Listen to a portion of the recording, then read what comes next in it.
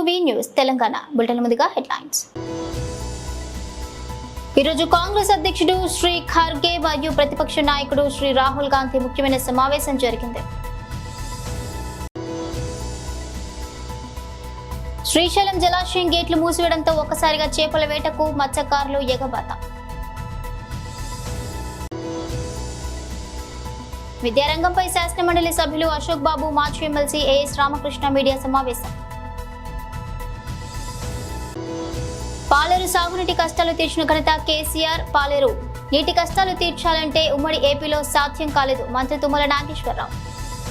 ఈరోజు కాంగ్రెస్ అధ్యక్షుడు శ్రీ ఖర్గే మరియు అదేవిధంగా కాంగ్రెస్ పార్టీ ప్రధాన కార్యదర్శి రాహుల్ గాంధీ, రాష్ట్ర ఇన్ఛార్జ్ మరియు భారత జాతీయ కాంగ్రెస్ రాష్ట్ర అధ్యక్షుల సమక్షంలో ఒక ముఖ్యమైన సమావేశం జరిగింది.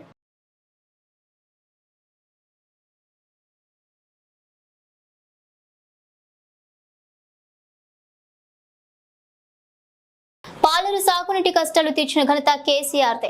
పాలేరు నీటి కష్టాలు తీర్చాలంటే ఉమ్మడి ఏపీలో సాధ్యం కాలేదు. ఆనాడు ఉమ్మడి పాలనలో తాగడానికి నీళ్లు లేక చుట్టాల ఇంటికి పోయే పరిస్థితి ఉండేది. ఇప్పుడు పాలేరు రూపురేఖలు మారిపోయాయి. ఆనాడు పశువులకు తాగడానికి నీళ్లు లేక ఊర్లు వదిలి వెళ్లిపోయే పరిస్థితి ఉండేది. తెలంగాణ ఏర్పడిన తర్వాత ఆనాడు సీఎం కేసీఆర్ ను ఒప్పించి 76,000 ఎకరాలకు సాగునీరు వచ్చేలా చేశాను, మంత్రి తుమ్మల నాగేశ్వర అన్నారు. పాలేరు నుంచి ఇమ్మీడియట్ గా లిఫ్ట్ చేసి ఎస్ఆర్ఎస్పి కెనాల్లో వేస్తే 76,000 ఎకరాలు పాలేరు నియోజకవర్గంలో నీటిపారుదల వస్తుందని చెప్పి ఆ రాజు ప్రభుత్వాన్ని ఒప్పించి, ముఖ్యమంత్రిని ఒప్పించి, ఇదే పెద్ద మనిషితోటి ఆ పనులు చేయించాను. ఈ ఆటకి దగ్గరగా 7-8 సంవత్సరాలు, 6-7 సంవత్సరాలు పాలేరు రూపురేఖలు మారిపోయినాయి. తాగటానికి నీళ్ల కోసం చుట్టాలిళ్ళకి పోయేటటువంటి పరిస్థితి, పశువులకి నీళ్లు పెట్టుకోవటానికి ఊళ్ళు వదిలిపెట్టి ఆవులు ఎడ్లు తోలుకొని చుట్టాలిళ్ళ కాడ బతికేటటువంటి పరిస్థితి, భరోసా లేనటువంటి బతుకు, పంట చేతికి రాదనే భయంతో అప్పులు తీర్చలేనటువంటి తిరుమలాయపాలెం మండలం.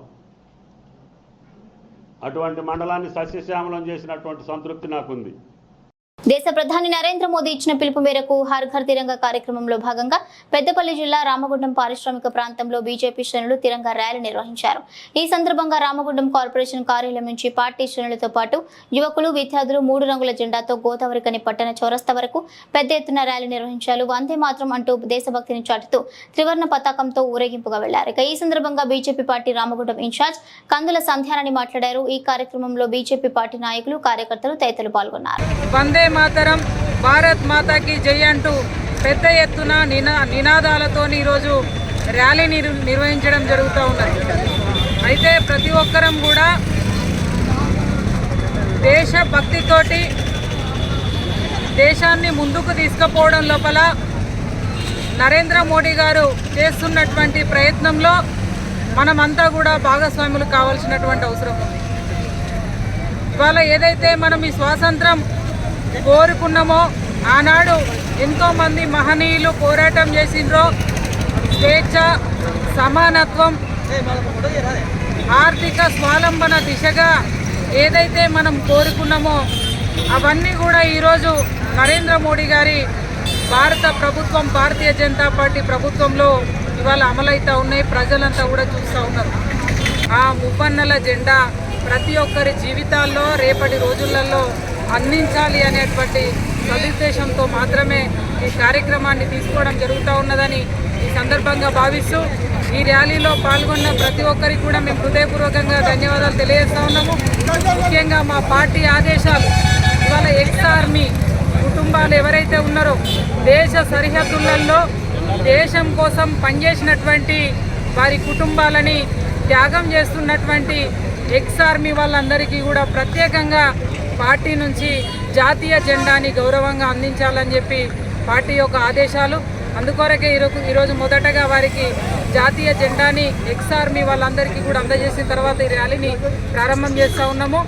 పెద్దపల్లి జిల్లా గోదావరికని పట్టణ జనగామ శివార్లో ఇటీవల ఏర్పాటు చేసిన తాత్కాలిక నివాసాలను రామగుండం బల్దియా అధికారులు ఈరోజు కూల్చివేస్తున్నారు. అయితే ఈ ప్రాంతంలో 100 కోట్లతో మురుగునీటిని శుభ్రం చేసే ఎస్టీపీలను నిర్మించనున్నట్లు మున్సిపల్ కమిషనర్ శ్రీకాంత్ తెలిపారు.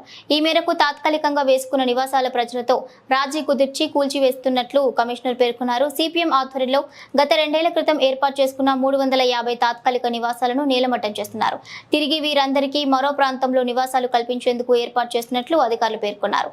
నివాసాలను తొలగించడంతో పాటు మరో ప్రాంతంలో వీలైనంత తొందరగా ఇందిరమ్మ ఇంటి నిర్మాణం కల్పించాలని సిపిఎం నాయకులు యాకయ్య కోరారు.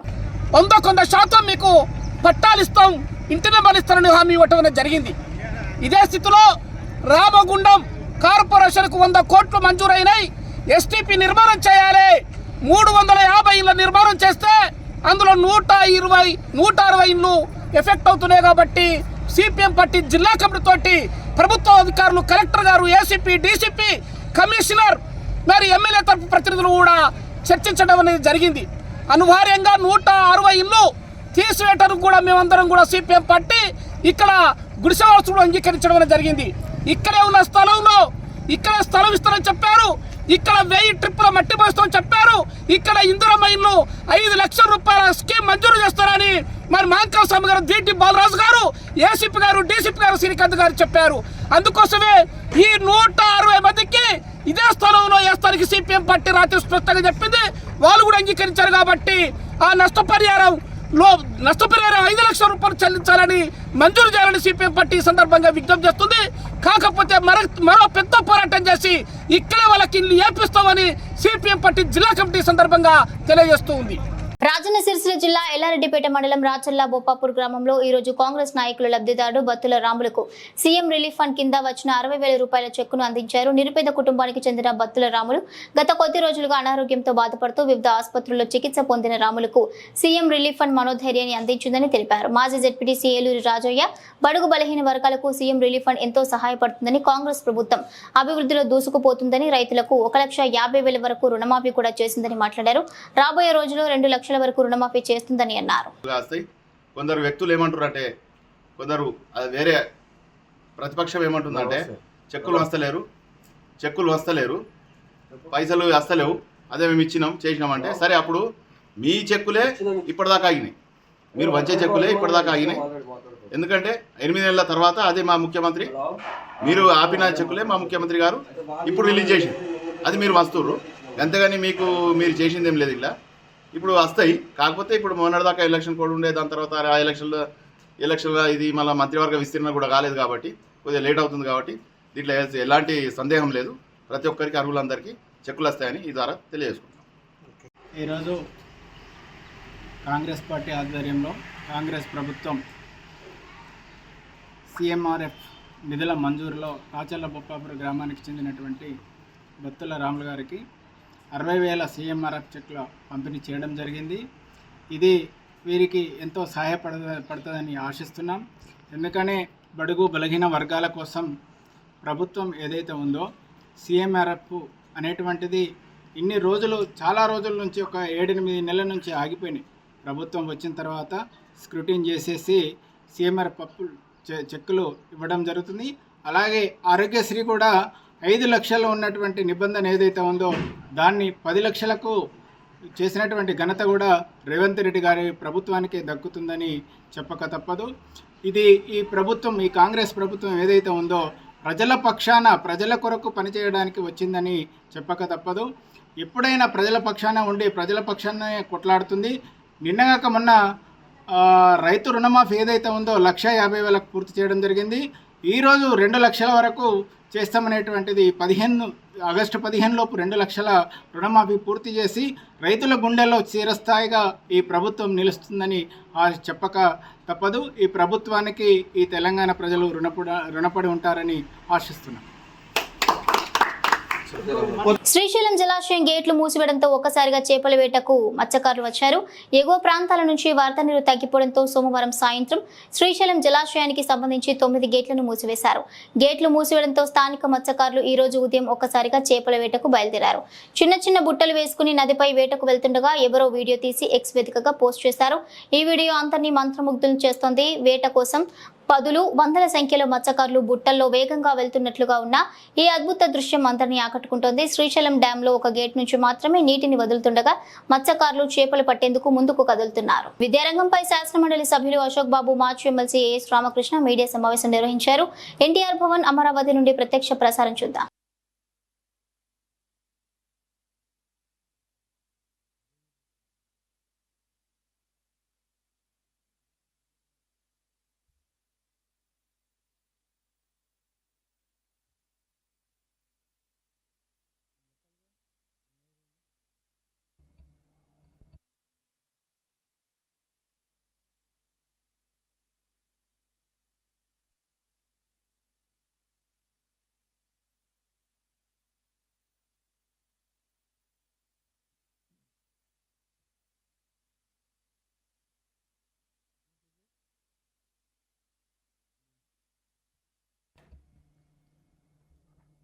అందరికీ నమస్కారం. తెలుగుదేశం ప్రభుత్వం అధికారంలోకి వచ్చిన తర్వాత విద్యా వ్యవస్థని దాన్ని కొంత సర్దుబాటు చేసి ప్రక్షాళన చేసి క్వాలిటీ ఆఫ్ ఎడ్యుకేషన్ పెంచాలనే ఆలోచనతో మరి గౌరవ నారా లోకేష్ గారు ఆ మినిస్ట్రీని తీసుకోవడం జరిగింది. ఆయన వ్యక్తిగతంగా కలిసినప్పుడు కూడా ఎందుకు మీరు విద్యాశాఖ తీసుకున్నారంటే లేదు విద్య అనేది సమాజానికి ఒక ఫౌండేషన్ లాంటిది, దాన్ని ఇంప్రూవ్ చేయాలి, క్వాలిటీ ఎడ్యుకేషన్ తేవాలని నేను కృతనిశ్చయంతో ఉన్నాను. ఎంత కష్టపడైనా సరే ఈ శాఖని ఒక మోడల్ శాఖ చేయాలని చెప్పి ఆయన చెప్పడం జరిగింది. అయితే గత ప్రభుత్వం నేషనల్ ఎడ్యుకేషన్ పాలసీ పేరుతో చేసిన అవకతవకలు కానీ లేదంటే అసమర్థ నిర్ణయాల వలన విద్యా వ్యవస్థ మొత్తం నాశనం అయిపోయింది. ఆ నేషనల్ ఎడ్యుకేషన్ పాలసీలో అంతకుముందున్న మనకు స్కూల్ సిస్టమ్ అంటే primary school, high school, college, దీన్ని మూడింటిని 6 విభాగాలుగా చేసి ప్రీ స్కూలు అంటే మనం డే కేర్ అంటాం. ఆ డే కేర్లోనే అంగన్వాడీలు ఎవరైతే ఉన్నారో అక్కడ ఫస్ట్ క్లాస్, సెకండ్ క్లాస్ కలిపి 3rd, 4th, 5th, 6th, 7th, 10th వరకు ఒక హై స్కూల్గా పెట్టి స్కూల్స్ అన్నీ ఆ మ్యాపింగ్లో అసలు ఏ స్కూల్ ఎక్కడ ఉందో తెలియని పరిస్థితి తీసుకొచ్చారు. దాంతో ఏమైంది, 3వ తరగతి వరకు అంతవరకు ఇంటి పక్కన చదువుకునే పిల్లలు 4-5 కిలోమీటర్లు వెళ్ళాల్సి వచ్చింది. ఆ రకంగా ఇవాళ దాదాపు 2 లక్షల చిల్లరు డ్రాప్అవుట్స్ ఉన్నాయి. అమ్మఒడి ఇచ్చామన్నారు, బ్యాగులు ఇచ్చామన్నారు, లేదంటే ఇంకోటి ఇచ్చామన్నారు. ఏమిచ్చినా స్కూళ్ళు దూరం అవుతే పిల్లలు స్కూల్కి వెళ్ళరు. దీనివల్ల ప్రైవేటు స్కూల్స్లో అడ్మిషన్ పెరిగింది.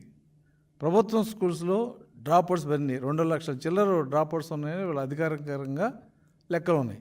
కాబట్టి దీన్ని మనం అడ్జస్ట్ చేయాలి, దీన్ని బాగు చేయాలి, ఈ విద్యా వ్యవస్థని కొంత ట్రాక్లో పెట్టాలనే ఉద్దేశంతో మరి ఎలక్షన్ మేనిఫెస్టోలో కూడా ఏం చెప్పారు తెలుగుదేశం తరఫున, ఒక పిల్లవాడికి కాదు ఎంతమంది పిల్లలు ఉన్నా కూడా అంతమందికి 15,000 ఇస్తామని చెప్పడం జరిగింది.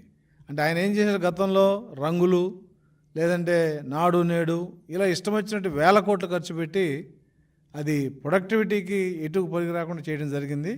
కానీ ఇప్పుడు పిల్లలకి ఇవ్వాల్సిన డబ్బుని తల్లులకి ఇవ్వటమా పిల్లలకి ఇవ్వటమా ఇచ్చిన తర్వాత కనీసం ఆర్థికంగా వాళ్ళకి నిలబడతాకి పిల్లవాళ్ళు వచ్చి స్కూల్లో చదువుకోవడానికి కొంత అవకాశం ఉంది. కాబట్టి తెలుగుదేశం ప్రభుత్వం ఎలక్షన్ మేనిఫెస్టోలో ప్రతి పిల్లవాడికి ఈ రాష్ట్రంలో ఎంతమంది ఉన్నారో అంత పిల్లవాళ్ళకి కూడా 15,000 ఆ కండిషన్స్ బట్టి ఇవ్వడం జరుగుతుంది అనేది అందరికీ తెలిసిన విషయమే.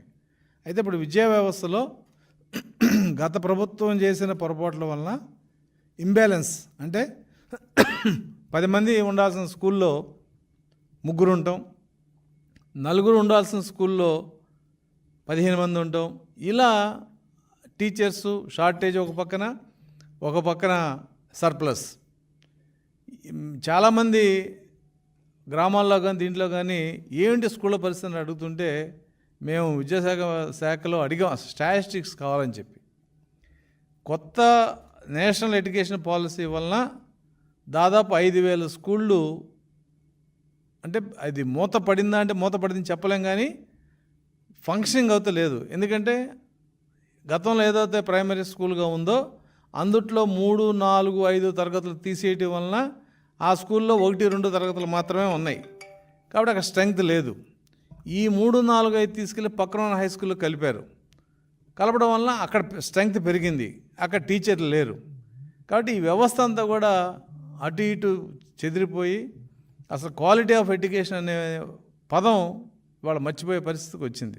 5వ క్లాస్ పిల్లలు ఇంకా కొంతమంది ఈ అంకెలు కూడా గుర్తుపెట్టుకోలేని పరిస్థితిలో ఉన్నారంటే ఎడ్యుకేషన్ వ్యవస్థ ఎంత దిగజారింది గత 5 సంవత్సరాలు అనేది మనం మాటలో చెప్పలేని పరిస్థితి. ఏ వ్యవస్థ తప్పుదారి పెట్టినా లేదంటే ఇంకో జరిగినా 1 సంవత్సరంలోనూ 2 సంవత్సరాల్లోనూ వ్యవస్థను సరిచేయచ్చు. కానీ విద్యా వ్యవస్థ కానీ తప్పుదారి పెడితే దాన్ని సరిచేయాలంటే ఒక తరం తీసుకుంటుంది. ఇవాళ గత ప్రభుత్వం చేసిన నిర్ణయాల వలన ఇవాళ ఈ ప్రభుత్వం దాన్ని సరిచేయాలంటే ఉపాధ్యాయ సంఘాల సహాయం కూడా అవసరం. అందుకనే విద్యాశాఖ మంత్రి గారు అధికారంలో రాగానే ప్రభుత్వం గ్యారంటీ పెన్షన్ స్కీమ్ జీవోని అబెన్స్లో పెడతాం. మరుగుదొడ్లు లేదంటే కొన్ని అభ్యంతరకరమైన యాప్లు ఏవవుతుందో గత ప్రభుత్వం ఉపాధ్యాయులతో చేయించిందో ఆ యాప్లను కూడా తీసేయటం జరిగింది. ఈ ప్రభుత్వం ఉద్యోగస్తులకి ఉపాధ్యాయులకి ఖచ్చితంగా మేము మిమ్మల్ని ఒక గౌరవమైన స్థానంలో పెట్టి మీకు ఇవ్వాల్సిన గౌరవాన్ని మేము ఇస్తామని చెప్పి చాలా స్పష్టంగా చెప్పింది. అయితే ఇవాళ ఈ గత ప్రభుత్వం చేసిన ఈ జాతీయ విద్యా దీని కింద ఏదైతే స్కూల్స్ అడ్జస్ట్మెంట్ జరిగిందో దానివల్ల ఏమైంది, 5,000 స్కూల్లో టీచర్స్ ఎక్కువ తక్కువ అవడం జరిగింది. 11,000 స్కూల్లో ఏకోపాధ్యాయ స్కూళ్ళు ఉంటారు అవి వాళ్ళ 11,000 ఉన్నాయి. అంటే 11 + 5,000 16,000 స్కూల్లో వ్యవస్థ మనం ఆశించినట్టుగా లేదు.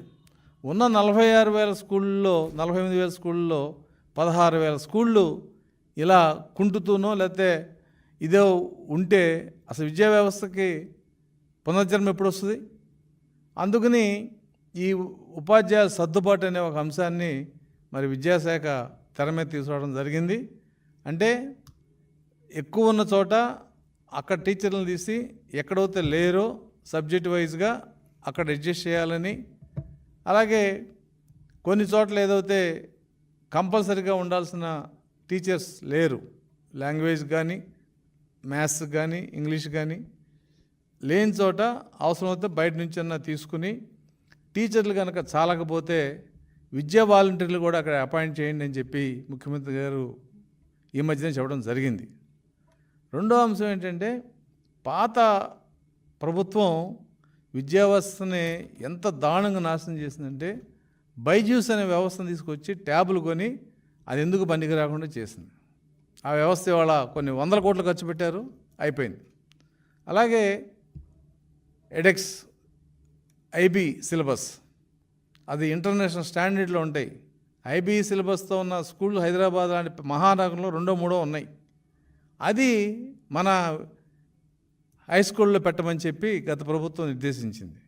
మొత్తం ఇంగ్లీష్ మీడియంలో ఉండాలని చెప్పి ప్రభుత్వం చెప్పింది.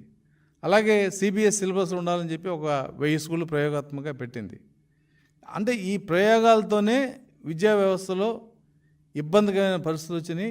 వాటిని సరిచేయటానికి ఖచ్చితంగా ఉపాధ్యాయ సంఘాలు సహకరించాలని చెప్పి చాలాసార్లు విద్యాశాఖ మంత్రి గారు పదే వాళ్ళని కోరటం జరిగింది. అందుట్లో భాగంగా మొదటి అంశంగా ఈ అడ్జస్ట్మెంట్ సర్దుబాటు చర్య చేపట్టడం జరిగింది. టాఫెల్ ట్రైనింగ్ని క్యాన్సిల్ చేస్తానని హామీ ఇవ్వడం జరిగింది. అలాగే ఇంగ్లీష్ మీడియం తెలుగు మీడియం మీద కొంత చర్చించి నిర్ణయం తీసుకుంటా అన్నారు. అలాగే ఏదైతే ఈ బైడెక్స్ ఎడెక్స్ ఐబీ సిలబస్ను రద్దు చేయటం ఖచ్చితంగా జరుగుద్ది. సిబిఎస్ను కూడా మరి రద్దు చేసే దిశగా నిర్ణయాలు తీసుకుంటే దానివల్ల వచ్చే మరి ఫలితాలు ఏంటనేది కూడా ఒక ఆలోచన ఉంది. అంటే గత ప్రభుత్వం మన విద్యా వ్యవస్థని డ్యామేజ్ చేయడానికి ఏ నిర్ణయాలు తీసుకున్నారో అవన్నీ కూడా రద్దు చేయాలనే ఉద్దేశం ఈ ప్రభుత్వం ఉంది. ఆఖరిగా అతి ముఖ్యమైన 117 జీవో అంటే ఏదైతే నేషనల్ ఎడ్యుకేషన్ పాలసీకి అనుగుణంగా ఈ రాష్ట్రంలో ఇచ్చిందో ఈ 3-4-5 తరగతుల్ని హై స్కూల్ కలపటం, టీచర్లని అడ్జస్ట్ చేయటం, దీనివల్ల విద్యా వ్యవస్థ మొత్తం ఎటు అర్థం కాని పరిస్థితులు ఉండటం, ఆ జీవో రద్దు చేయడానికి ప్రభుత్వం నిర్ణయం తీసుకుంది ఆల్రెడీ.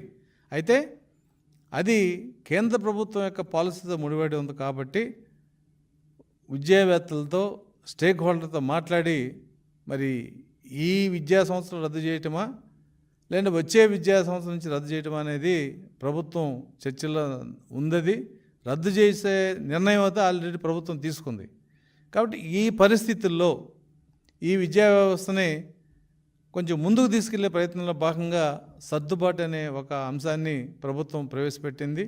దాని మీద కొన్ని గైడ్లైన్స్ ఇచ్చింది. అయితే ఇక్కడ ఉన్న ఇబ్బంది ఏంటంటే ఈ సర్దుబాటుకి కొన్ని టీచర్ సంఘాలు కొన్ని సలహాలు ఇవ్వడం జరిగింది, కొన్ని టీచర్ సంఘాలు యుద్ధం ప్రకటించడం జరిగింది. సలహాలు ఇవ్వటం, సంప్రదింపులు చేయటం ఇవాళ అది ప్రథమల అంకం. ఏ యుద్ధానికైనా రాజులు యుద్ధం చేసినా కూడా రాయబారాలు పంపించేవాళ్ళు. రాయబారాలు ఫెయిల్ అవుతూనే యుద్ధం చేసేవాళ్ళు.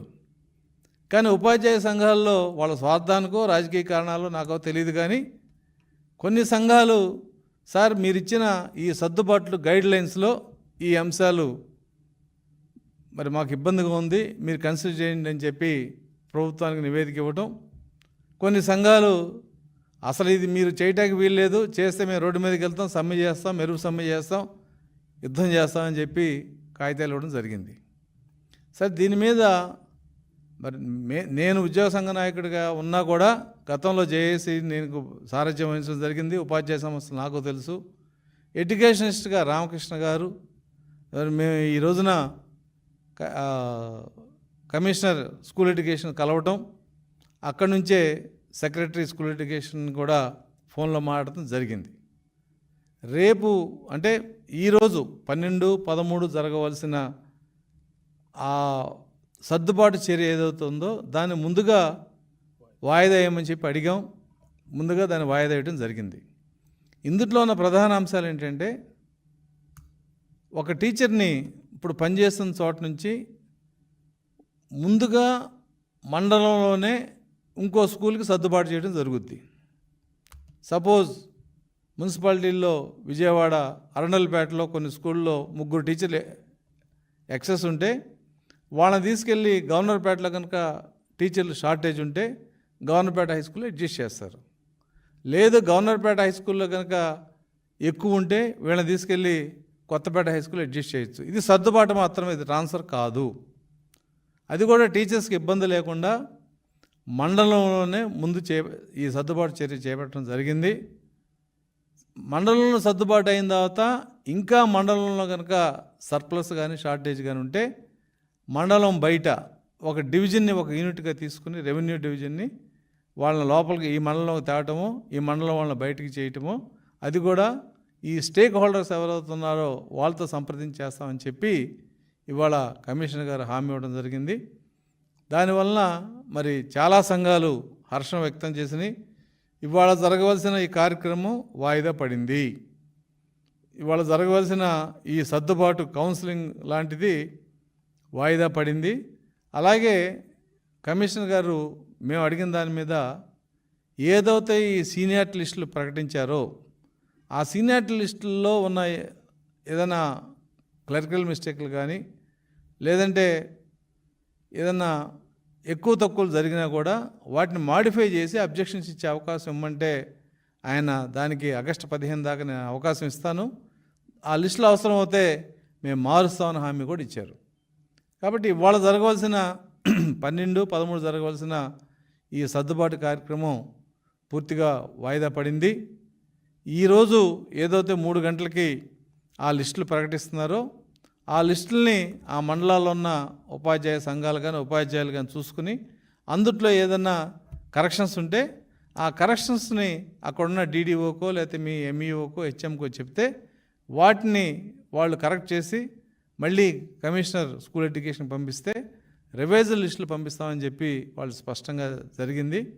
అవసరమవుతే రేపు 17వ తారీఖున కేవలం మండలంలో సర్దుబాటు చేసే ప్రక్రియని మేము చేపడతామని చెప్పి ఆయన స్పష్టంగా చెప్పడం జరిగింది. అంటే గతంలో ఇటువంటి సర్దుబాటు చర్య చేస్తా అన్నప్పుడు కూడా మేము చెప్పాం, సార్ ఇది కొంత ఇబ్బంది ఉంది, మీరు శనివారం ఆదివారం పెట్టారు, మరి దానివల్ల హాలిడేస్ కూడా ఉన్నాయి, దీన్ని వాయిదా వేయమంటే ఆ వాయిదా ఈరోజు జరిగింది. మరి ఇవాళ నేను కూడా చూశాను. బులెటిన్ ముగించే ముందు హెడ్లైన్స్ మరోసారి. ఈరోజు కాంగ్రెస్ అధ్యక్షుడు శ్రీ ఖర్గే మరియు ప్రతిపక్ష నాయకుడు శ్రీ రాహుల్ గాంధీ ముఖ్యమైన సమావేశం జరిగింది.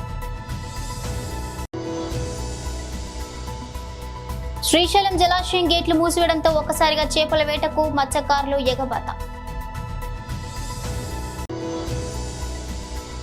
విద్యారంగంపై శాసనమండలి సభ్యులు అశోక్ బాబు, మాజీ ఎమ్మెల్సీ ఏఎస్ రామకృష్ణ మీడియా సమావేశం. పాలేరు సాగునీటి కష్టాలు తీర్చిన ఘనత కేసీఆర్. పాలేరు నీటి కష్టాలు తీర్చాలంటే ఉమ్మడి ఏపీలో సాధ్యం కాలేదు, మంత్రి తుమ్మల నాగేశ్వరరావు. ఇవి బులెటిన్ అప్డేట్స్.